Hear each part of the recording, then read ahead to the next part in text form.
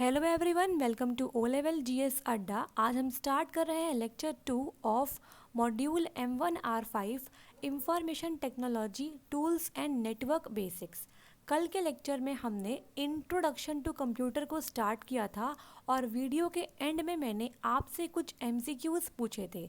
आज हम पहले उन सारे MCQs का आंसर देखेंगे और फिर टॉपिक को आगे बढ़ाएंगे।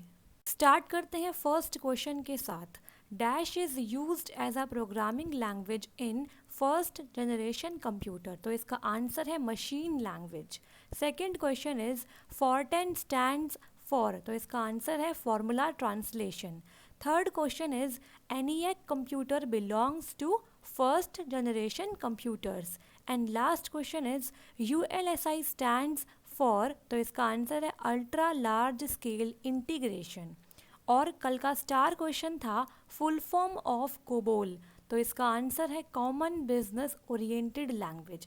ये सारे क्वेश्चन बहुत इंपॉर्टेंट क्वेश्चन है from exam point of view, और इन क्वेश्चन में मैं प्रीवियस ईयर के क्वेश्चंस को भी इंक्लूड कर रही हूँ। स्टार्ट करते हैं आज के लेक्चर को और आगे पढ़ते हैं इंट्रोडक्शन टू कंप्यूटर को। आज का टॉपिक है हार्डवेयर। हार्डवेयर क्या होता है? Hardware is the soul of the computer, it is the physical entity. Hardware को हम कंप्यूटर की सोल यानी आत्मा कहते हैं, and it is the physical entity. ये वो एंटिटी है जिसे आप छू सकते हो, आप देख सकते हो। इसे हम टेंजिबल एंटिटी भी कह सकते हैं। The term hardware refers to mechanical device that makes up computer. Computer hardware consists of interconnected electronic devices that we can use to control computer's operation, input and output. Hardware को अगर हम समझे simple language में तो ये वो mechanical device है जिससे मिलकर कंप्यूटर बनता है। कंप्यूटर हार्डवेयर में डिफरेंट इंटरकनेक्टेड इलेक्ट्रॉनिक डिवाइसेस रहते हैं जो पूरे कंप्यूटर के ऑपरेशंस को कंट्रोल करते हैं, जैसे कि इनपुट लेना और आउटपुट देना यूज़र को। बात करते हैं एग्जांपल्स की। Examples of hardware are CPU, keyboard, mouse, hard disk etcetera. CPU, keyboard, mouse ये कुछ ऐसे हार्डवेयर डिवाइस है जिन्हें आप देख सकते हो, जो आपको विजिबल है सामने। बट कुछ ऐसे डिवाइस भी होते हैं जो हमें विजिबल नहीं होते हैं, जैसे कि रैम हो गया, वीडियो कार्ड हो गया, साउंड कार्ड। ये कहाँ होते हैं? ये आपके CPU के अंदर होते हैं, तो ये हमको एक्सटर्नली विजिबल नहीं होते, ये इंटरनल होते हैं। For example hardware components such as motherboard, RAM, CPU ये सब क्या है? इंटरनल होते हैं। Other examples of hardware include output devices such as printer and monitor. अगर मैं बात करूँ और दूसरे हार्डवेयर डिवाइस की तो वो हैं आउटपुट डिवाइस जैसे कि प्रिंटर और monitor. Input devices such as keyboard and mouse कि हम पहले ही जानते हैं। ऑल्सो सेकेंडरी स्टोरेज डिवाइसेस जैसे कि CD, DVD, hard disk etcetera are all hardware components of the computer. जहाँ पे हमारी मेमोरी होती है, जहाँ पे डेटा स्टोर होता है, जैसे कि CD, DVD, हार्ड डिस्क, ये सब भी हार्डवेयर कंपोनेंट्स कहलाते हैं। जैसे कि यहाँ पे एक डायग्राम गिवन है, इसके अंदर एक सिस्टम यूनिट है जिसे हम CPU भी कहते हैं। जैसे कि यहाँ पे देखो मैंने लिखा है CPU, keyboard, mouse, hard disk etcetera. तो ये सारे क्या है? हार्डवेयर है। लेकिन मैंने यहाँ लिखा है CPU इज़ इंटरनल। तो ये जो CPU है वो CPU एक्चुअली में ये बॉक्स नहीं है, वो है हमारा माइक्रो प्रोसेसर। एक्चुअल में माइक्रो प्रोसेसर CPU होता है। ये जो बॉक्स है जिसे हम CPU कहते हैं, ये एक्चुअल में क्या होता है? सिस्टम यूनिट होता है। तो इस डायग्राम में देखो क्या है, यहाँ पे CD, DVD है, हार्ड डिस्क ड्राइव है, मदरबोर्ड है, साउंड कार्ड है, वीडियो कार्ड है, रैम है, माइक्रो प्रोसेसर जो कि हमारा क्या है? CPU होता है। इसके बाद पावर सप्लाई के लिए SMPS है।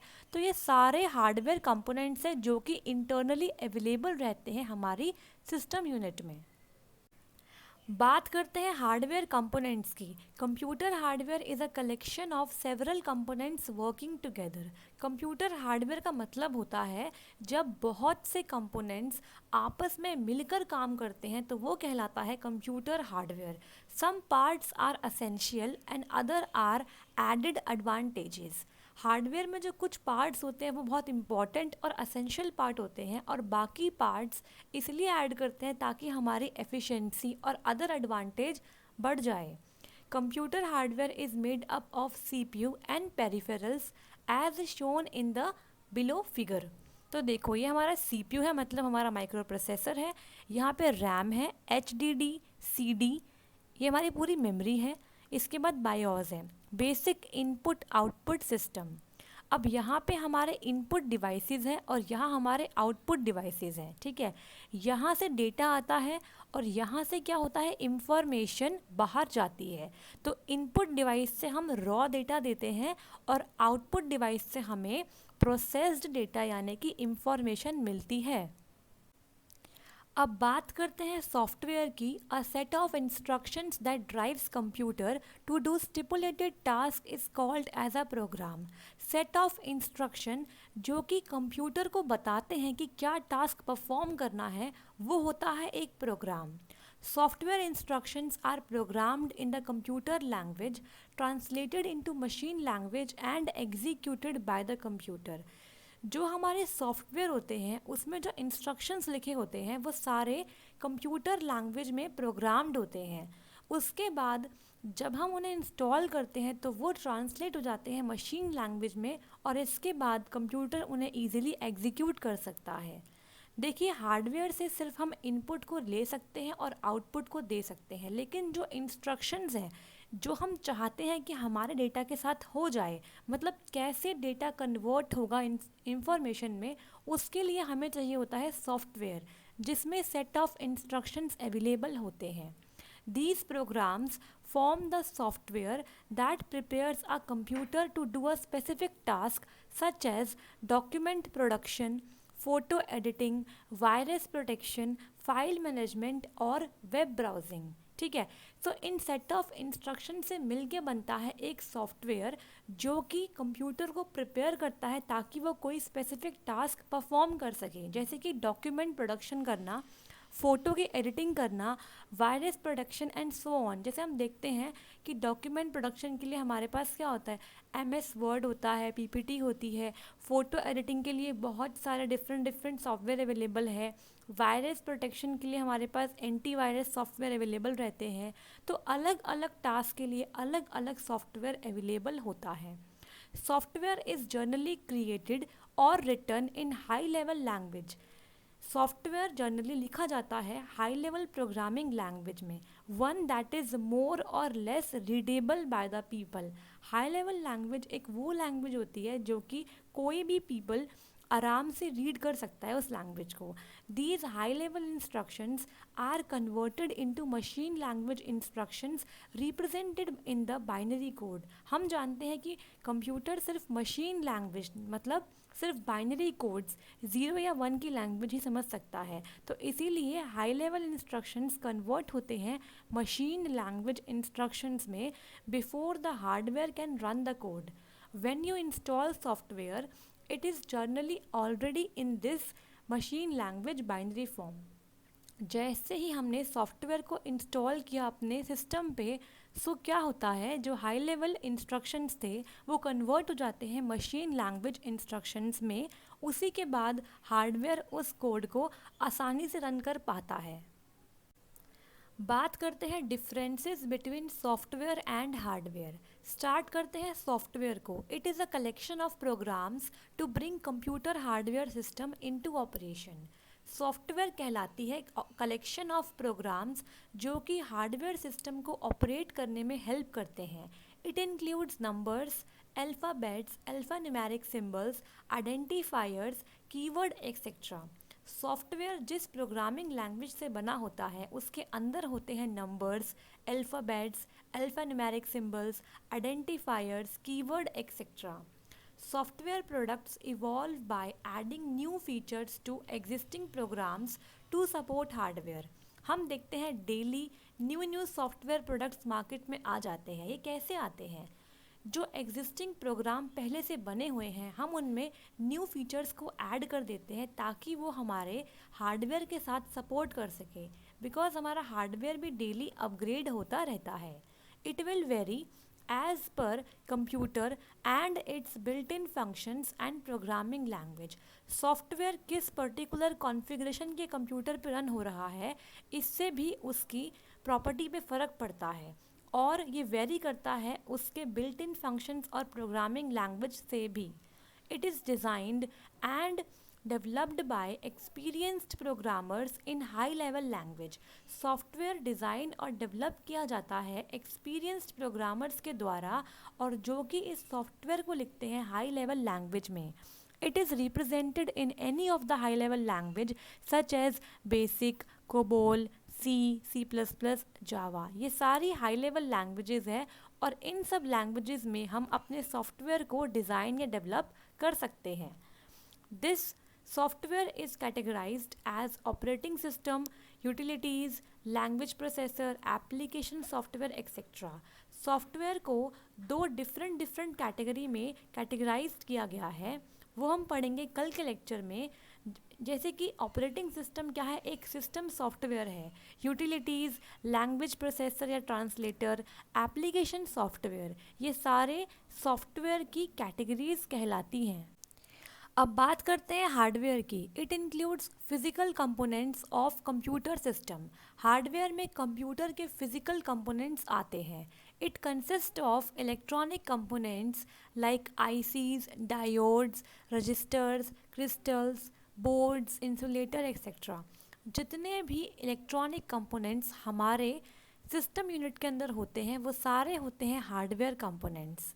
Hardware design is based on architectural decision to make it work over a range of environmental conditions and time।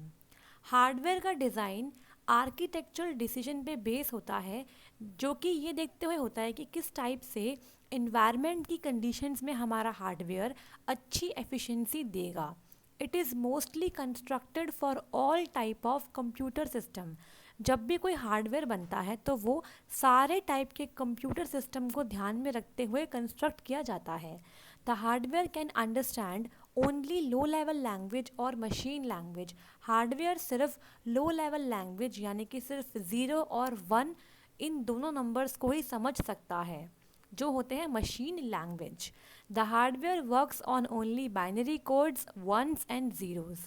यदि हम कोई भी अल्फ़ाबेट या कोई नंबर प्रेस करते हैं कीबोर्ड से तो वो भी इंटरनली कन्वर्ट होता है बाइनरी कोड्स 0 और 1 में। The hardware consist of input devices, output devices and memory. Hardware में क्या होता है, आपका इनपुट डिवाइस होते हैं, आउटपुट डिवाइस होते हैं और मेमोरी होती है। नेक्स्ट बात करते हैं सीपीयू की। CPU stands for central processing unit. इसकी फुल फॉर्म इम्पॉर्टेंट है। सेंट्रल प्रोसेसिंग यूनिट और CPU consist of the following features. जैसे कि CPU is considered as the brain of the computer. CPU को हम बोलते हैं कंप्यूटर का brain. CPU performs all type of data processing operations. जितने भी प्रोसेसिंग ऑपरेशंस होते हैं डेटा के साथ वो परफॉर्म करता है CPU. It stores data, intermediate results and instructions और program. It controls the operation of all part of the computer. Computer के सारे पार्ट्स के ऑपरेशन कंट्रोल करता है CPU. CPU itself has following 3 components। CPU के further 3 components होते हैं, जैसे कि मेमोरी और storage unit, control unit and ALU arithmetic logical unit. तो यहाँ पे देखो एक डायग्राम है जिसमें हमारा CPU है, सेंट्रल प्रोसेसिंग यूनिट, जिसके अंदर है ALU arithmetic and logic unit, control unit and memory unit. ये तीनों यूनिट आपस में कम्युनिकेट करती हैं और कंप्यूटर के सारे पार्ट्स को कंट्रोल करती है। यहाँ से आपका इनपुट आता है, वो यहाँ पे क्या होता है, प्रोसेस होता है और उसके बाद आउटपुट मिलता है आउटपुट यूनिट के थ्रू। सो इनपुट डिवाइस जैसे कि कीबोर्ड और माउस, और ये आपके आउटपुट डिवाइस जैसे कि मॉनिटर और प्रिंटर। और ये फिगर है हमारी सीपीयू की, मतलब माइक्रो प्रोसेसर चिप की, जो कि सीपीयू होता है। तो हर एक सिस्टम के अंदर सीपीयू अवेलेबल होता है, जैसे कि इंटेल कोर i5, i7, ऐसे बहुत डिफरेंट टाइप के प्रोसेसर्स अवेलेबल होते हैं। स्टार्ट करते हैं सीपीयू की पहली यूनिट को, मेमोरी और storage unit. This unit can store instructions, data and intermediate result. इस यूनिट में इंस्ट्रक्शंस, डेटा और प्रोसेसिंग के दौरान जो इंटरमीडिएट रिजल्ट्स होते हैं उन्हें स्टोर करने के काम आती है। This unit supplies information to other units of the computer when needed. ये यूनिट कंप्यूटर की दूसरी यूनिट को इंफॉर्मेशन ट्रांसफ़र करके देती है जब उन्हें इसकी नीड रहती है। It is also known as internal storage unit और द मेन मेमोरी और द प्राइमरी स्टोरेज और रैंडम एक्सेस मेमोरी। मेमोरी और स्टोरेज यूनिट होती है RAM, that is random access memory, जिसे हम कंप्यूटर की प्राइमरी स्टोरेज या फिर इंटरनल स्टोरेज यूनिट भी कहते हैं। It's size affects speed, power and capability. RAM का साइज अफेक्ट करता है कंप्यूटर की स्पीड को, पावर को और उसकी कैपेबिलिटी को। Primary memory and secondary memory are two type of memory in the computer. Functions of memory unit are as follows. Computer में दो टाइप की मेमोरी होती है, एक होती है प्राइमरी मेमोरी जो कि हमारी रैम होती है, एक होती है सेकेंडरी मेमोरी जो कि हार्ड डिस्क होती है। ये दो टाइप की मेमोरी कंप्यूटर में अवेलेबल होती है। अब बात करते हैं functions of the memory unit. It stores all the data and the instructions required for the processing. Processing के लिए जो भी डेटा और इंस्ट्रक्शंस की रिक्वायरमेंट रहती है वो सब स्टोर होता है मेमोरी यूनिट के अंदर। It stores intermediate results of processing. ये स्टोर करती है प्रोसेसिंग के इंटरमीडिएट रिजल्ट्स को। It stores the final results of processing before these results are released to the output device. जब भी हमारे फाइनल रिजल्ट्स तैयार हो जाते हैं वो स्टोर होते हैं पहले हमारी मेमोरी यूनिट में, इसके बाद ही वो आउटपुट डिवाइस पे रिलीज़ किए जाते हैं। All the inputs and outputs are transmitted through the main memory. जब भी हम कंप्यूटर को इनपुट देते हैं तो वो जाके स्टोर होता है मेन मेमोरी के अंदर, और जब भी आउटपुट यूज़र को मिलता है तो वो पहले मेन मेमोरी से होकर ही आता है स्क्रीन के ऊपर। नेक्स्ट बात करते हैं कंट्रोल यूनिट की। This unit controls the operations of all part of the computer but does not carry out any actual data processing operations. इसके नाम से ही क्लियर है, ये क्या करती है, कंप्यूटर के डिफरेंट पार्ट्स के ऑपरेशंस को कंट्रोल करती है, लेकिन ये खुद से कोई actual data processing operation perform नहीं करती है। ये सिर्फ डिफरेंट पार्ट्स के ऑपरेशंस को कंट्रोल करती है। Functions of this unit are, it is responsible for controlling the transfer of data and instructions among other unit of the computer. Computer के डिफरेंट यूनिट्स के बीच में कैसे डेटा ट्रांसफ़र होगा उसे कंट्रोल करती है control unit. It manages and coordinates all the units of the computer. ये computer की सारी यूनिट्स को मैनेज करती है और उन्हें कोऑर्डिनेट करती है। It obtains the instructions from the memory, interprets them and directs the operation of the computer. ये क्या करती है, इंस्ट्रक्शंस को ऑब्टेन करती है मेमोरी से, उन्हें इंटरप्रेट करती है और डायरेक्ट करती है ऑपरेशन ऑफ कंप्यूटर को। It communicates with input output devices for transfer of data और result from the storage. Storage मतलब मेमोरी, मेमोरी से कैसे डेटा ट्रांसफ़र होगा इसके लिए कंट्रोल यूनिट कम्युनिकेट करती है इनपुट और आउटपुट डिवाइसेस से। इट डज़ नॉट प्रोसेस और स्टोर डेटा। ये कभी डेटा को प्रोसेस नहीं करती और ना ही स्टोर करती है, बस बाकी अलग अलग यूनिट्स को कंट्रोल करती है control unit. Next is ALU, arithmetic logic unit. This unit consists of two subsections, namely arithmetic section and logic section. Arithmetic logic unit में दो डिफरेंट सेक्शन होते हैं, एक होता है अरिथमेटिक सेक्शन, एक होता है लॉजिक सेक्शन। पहले पढ़ते हैं अरिथमेटिक सेक्शन को। Function of arithmetic section is to perform the arithmetic operations like addition, subtraction, multiplication and division. Arithmetic section का जो मेन फंक्शन है वो है अरिथमेटिक ऑपरेशंस को परफॉर्म करना, जैसे कि एडिशन करना, सब्ट्रैक्शन करना, मल्टीप्लिकेशन और डिवीजन करना। All complex operations are done by making repetitive use of above operations. जितने भी कॉम्प्लेक्स ऑपरेशंस होते हैं वो कैसे होते हैं, वो इन सारे अरिथमेटिक ऑपरेशंस के रेपिटेटिव यूज़ के साथ ही हो पाते हैं. Next is logic section. Function of logic section is to perform logic operations such as comparing, selecting, matching and merging of data. जब हमें लॉजिक ऑपरेशंस जैसे कि कंपेयर करना, सिलेक्शन करना, मैचिंग करना या मर्जिंग ऑफ डेटा जैसे ऑपरेशंस परफॉर्म करने होते हैं तब हम यूज़ में लेते हैं लॉजिक सेक्शन को. आगे बढ़ते हैं, बात करते हैं input and output devices of a computer. Input and output devices act as an interface between the user and the computer. Computer और यूज़र के बीच में इनपुट और आउटपुट डिवाइस एक्ट करते हैं एक इंटरफेस की तरह, क्योंकि यूज़र कंप्यूटर से डायरेक्टली इंटरेक्ट नहीं कर सकता, इसीलिए हमने डिज़ाइन किए हैं input and output devices.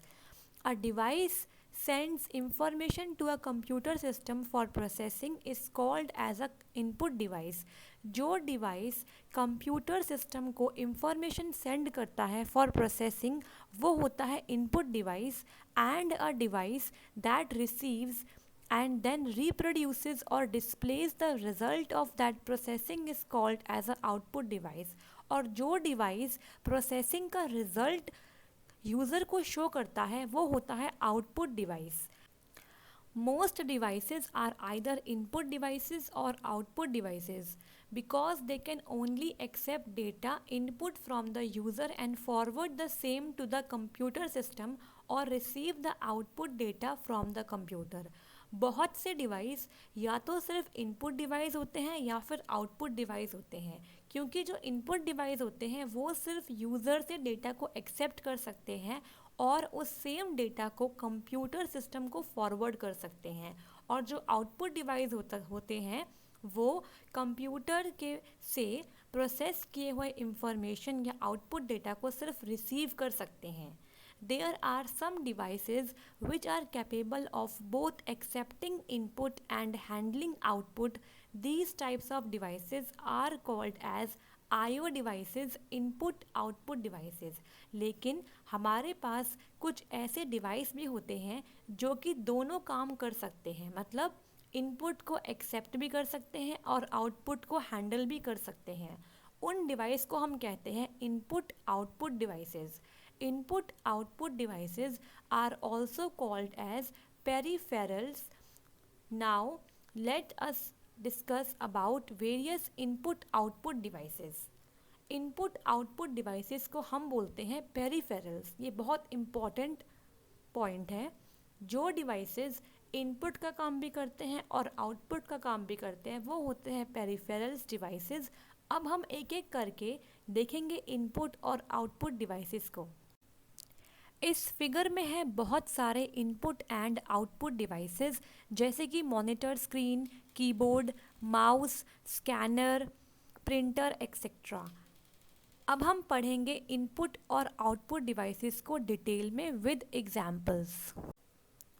Start करते हैं इनपुट डिवाइसेस को. Input devices can send data और इंफॉर्मेशन टू अ कंप्यूटर और another device. Input devices cannot receive data or signal from some other devices.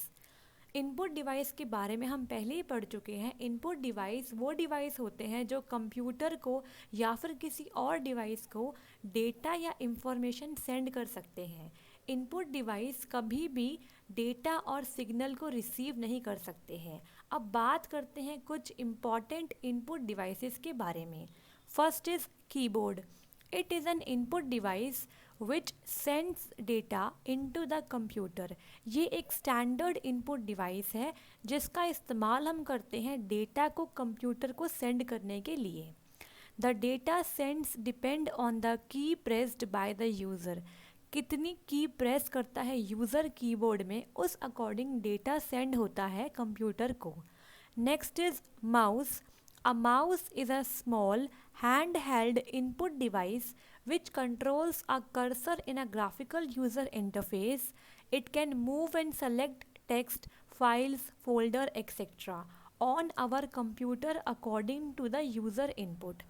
Mouse एक small handheld input device होता है जो कि कंट्रोल करता है कर्सर को इन GUI, मतलब ग्राफिकल यूज़र इनपुट। हमने स्क्रीन पे कई बार एक एरो देखी है, वो होती है माउस का cursor. It can move and select files and folders. Mouse के हेल्प से हम डिफरेंट टेक्स्ट फाइल्स और फोल्डर्स को सेलेक्ट करते हैं on our computer according to the user input. Next बात करते हैं माइक्रोफोन की। It receives audio generated by some input source and send same to the computer. Microphone का मतलब क्या होता है? ये एक इनपुट डिवाइस है जो ऑडियो को जनरेट करता है और सेंड करता है सेम ऑडियो को to the computer. Next is OMR। OMR की फुल फॉर्म इम्पॉर्टेंट है। इसका मतलब होता है ऑप्टिकल मार्क रीडर या optical mark recognition. It is use to read marks on a document and sends to the computer. जब भी हम ऑफलाइन एग्ज़ाम देते हैं तो हमारा एग्ज़ाम होता है OMR शीट के ऊपर, जिसमें हमें सर्कल्स को भरना होता है। तो उस शीट को रीड करने के लिए हमारे पास होता है ऑप्टिकल मार्क रीडर या optical mark recognition. Next is OCR। OCR stands for Optical Character Recognition. It is an input device which reads printed text and sends that to the computer. OCR की full form भी important है। इसका मतलब है optical character recognition. ये एक input device है जो कि प्रिंटेड टेक्स्ट को पढ़ने के काम आता है और सेंड करता है डेटा को कंप्यूटर को। Last is MICR, Magnetic Ink Character Reader. Full form is again important. It is an input device which generally finds application in banks to process check. आपने देखा होगा हमारे चेक के नीचे एक MICR नंबर होता है, तो चेक को पढ़ने के लिए हम इस्तेमाल करते हैं MICR, magnetic ink character reader.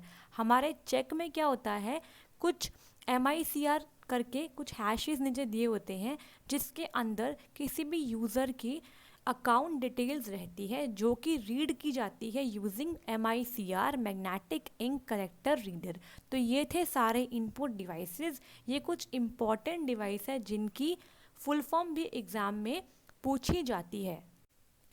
Start करते हैं आउटपुट डिवाइसेस को। A device that can receive data from the computer और another device and create output with that data is called as the output device.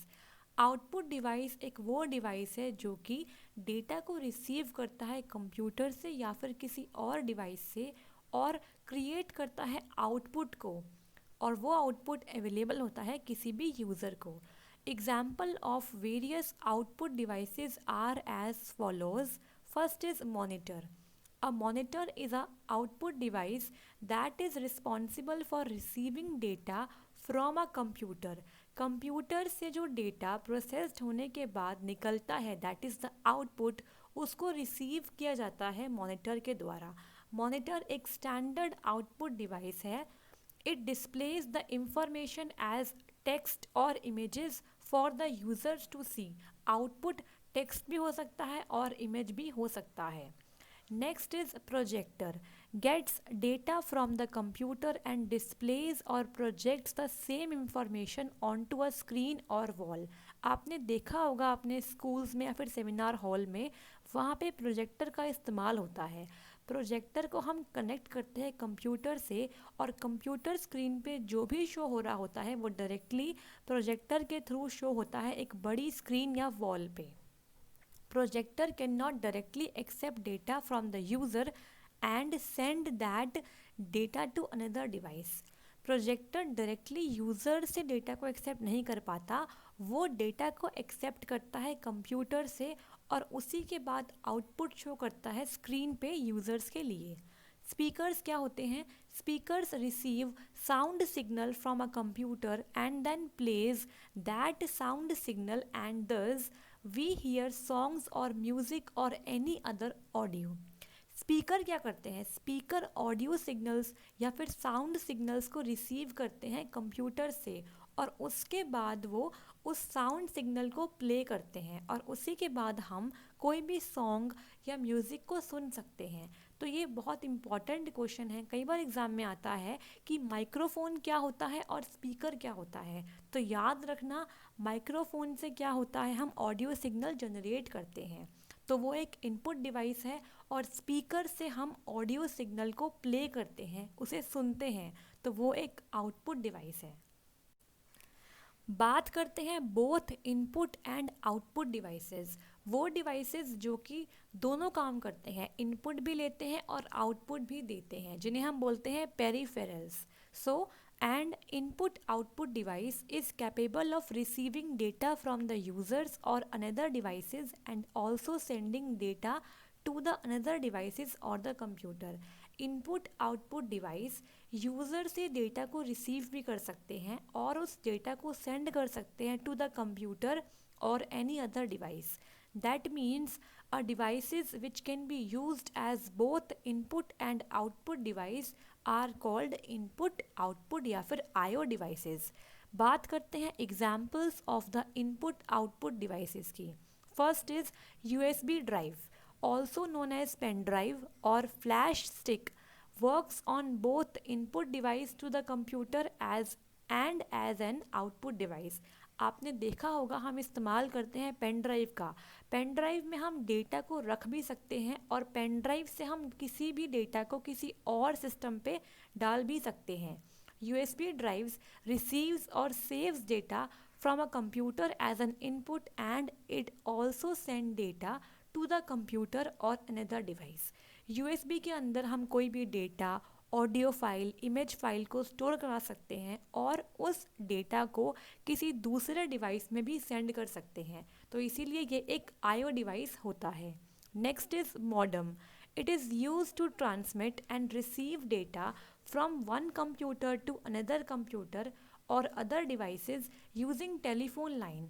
Modem एक बहुत important IO device है। ये क्या करता है, ये दो कंप्यूटर के बीच में डेटा को ट्रांसमिट और रिसीव करता है using telephone line.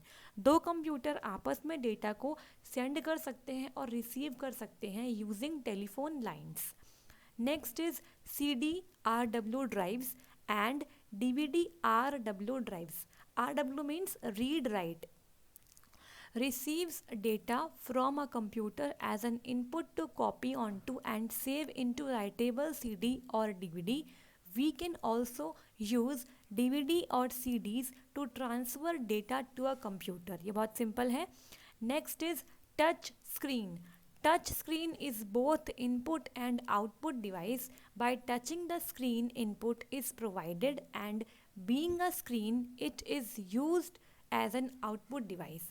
Touch screen भी एक इनपुट और आउटपुट डिवाइस होता है। इसके अंदर क्या होता है, जब हम स्क्रीन को टच करते हैं तो इनपुट प्रोवाइड कर सकते हैं और जब ये एक स्क्रीन की तरह एक्ट करती है तो ये हमें आउटपुट प्रोवाइड करती है। Last is headset. Headset consist of speakers as an output device and microphone functions as an input device. आपने देखा होगा जब भी हम गेमिंग वगैरह खेलते हैं तब हम इस्तेमाल करते हैं हेडसेट का, जिसके अंदर हमें साउंड सुनाई देती है जो कि हमारे सिस्टम में प्ले हो रही होती है और थ्रू माइक्रोफोन हम अपनी वॉइस को भी रिकॉर्ड कर सकते हैं। तो इस तरीके से हेडसेट भी एक इम्पॉर्टेंट आईओ डिवाइस है। ये सारे मोस्ट इम्पॉर्टेंट आईओ डिवाइस है जो एग्ज़ाम में आपको मैच द फॉलोइंग या ट्रू फॉल्स में पूछे जा सकते हैं। Now MCQs the important question. आपको इन सारे क्वेश्चंस के आंसर मिल जाएंगे इसी वीडियो लेक्चर के अंदर और आपको इन सारे क्वेश्चंस के आंसर मुझे देने हैं कमेंट बॉक्स के अंदर।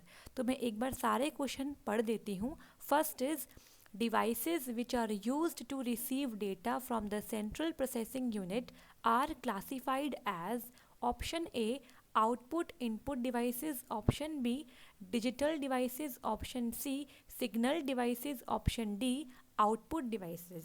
Question 2 is trackballs are used as storage devices, memory devices, output devices or input devices.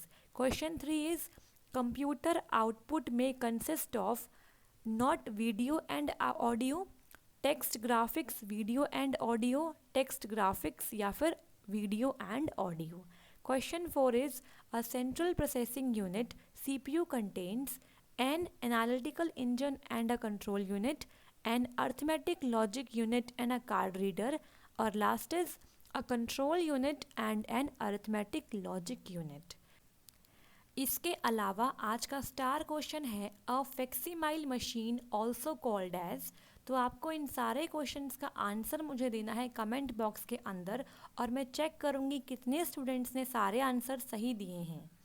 तो ये था आज का लेक्चर। आज हमने पढ़ा हार्डवेयर, सॉफ्टवेयर, CPU और इनपुट और आउटपुट डिवाइसेस के बारे में। आगे आने वाले लेक्चर्स में हम इंट्रोडक्शन टू कंप्यूटर के बारे में और भी चीज़ें पढ़ेंगे। तो बने रहिए हमारे चैनल के साथ। Keep supporting us, keep liking these videos, subscribe करें इस चैनल को। और अगर आप चाहते हैं तो हमारे साथ आप टेलीग्राम ग्रुप पे और फेसबुक ग्रुप पे भी जुड़ सकते हैं। टेलीग्राम ग्रुप का लिंक और फेसबुक ग्रुप का लिंक मैंने डिस्क्रिप्शन में दिया हुआ है। So please keep liking the videos. अपना सपोर्ट, अपना प्यार हमारे चैनल के साथ बनाए रखिए। इस चैनल पे आपको अच्छे से अच्छा कंटेंट और सारे अपडेट्स और नोटिफिकेशन प्रोवाइड किए जाएंगे। Thank you so much.